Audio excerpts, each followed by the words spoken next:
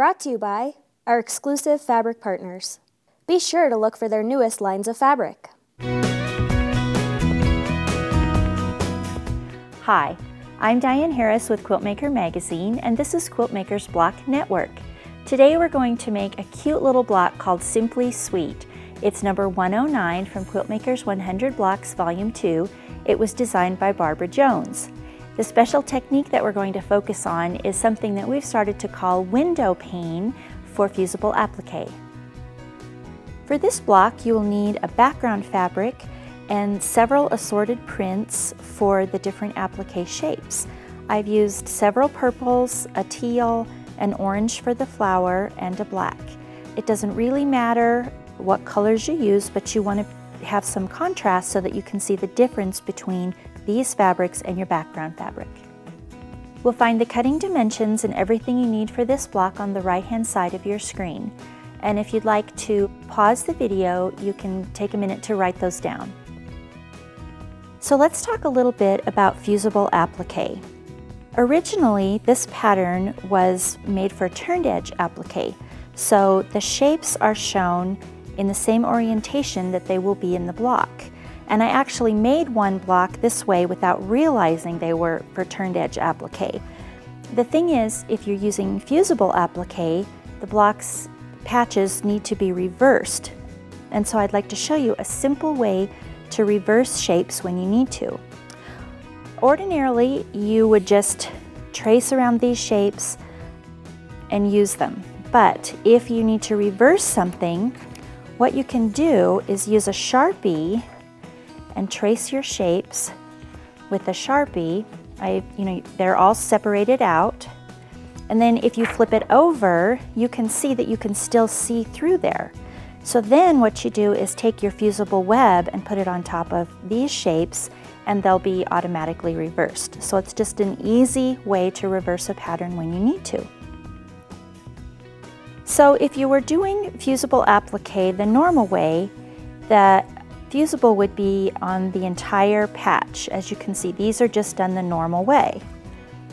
And here I would peel off the paper and use the patch. But if you're going to window pane, before you iron the Fusible to the back of the fabric, you'll cut out the shape, as I've done here, and then you want to cut with the scissors, about 1/4 or 3/8 of an inch inside that drawn line. And then this is discarded because you don't want all of that. So now I have the shape, but it's just the shape and the inside portion is cut away. And let me show you on a larger patch, you can really get the idea of how much Fusible is cut away. And the advantage to doing this is that sometimes if you have a lot of Fusible in very large patches, it can become a little stiff. So here I've done it on a fairly large patch. Now we only have Fusible around the edge of the patch. Here is the amount that is discarded. So all of this stiffness is actually going to be pitched.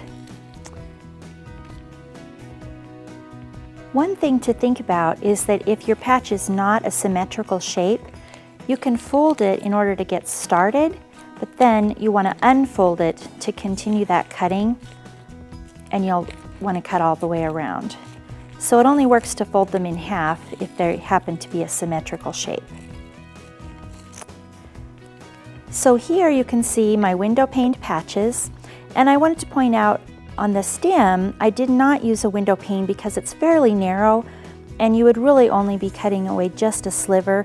So on a patch like that, it's not really necessary to use the window pane technique. So what I would do here then, now that they've all been ironed to the back side of the fabric, I would go ahead and cut each shape out on my drawn line. And then I would be ready to fuse. So here's a block where I fused down all of the shapes. And like I mentioned before, on this is one that I made before I realized that I needed to reverse all of the patches. And in this particular quilt, it looks fine either way, and it would actually be fun to have some blocks in one orientation and some blocks in the opposite orientation, and to mix it up a little bit. But reversing patches is something that you really want to be aware of, because in some designs it does make a big difference. The other thing to notice here is that the raindrops are a directional fabric. So if you choose a directional fabric for your background, you want to be sure something like rain is raining in the right direction. So you just always want to pay attention to that.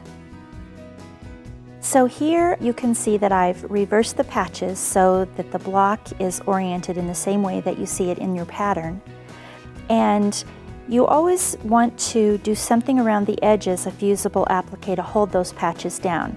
And I did something a little different here. I used a free motion technique, and basically I kind of scribbled around the edge of each patch with free motion quilting. And I went around 3 times, and I purposely did not stay on top of each previous line of stitching.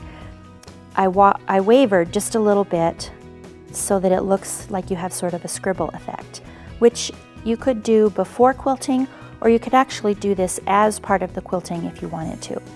And then the block is really cute if you add a few little embellishments just peeking out of the top of that flower.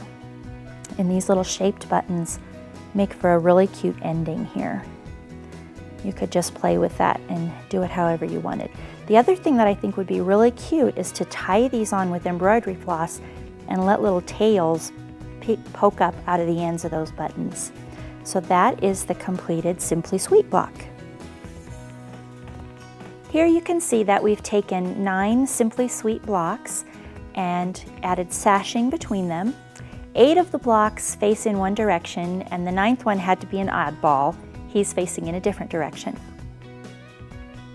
You'll find Simply Sweet and 99 other amazing blocks in Quiltmaker's 100 Blocks Volume 2. Thanks for being with me today on Quiltmaker's Block Network. Hope to see you again next time. Okay, I think I'm ready. It's no swaying and go a little slower. Okay.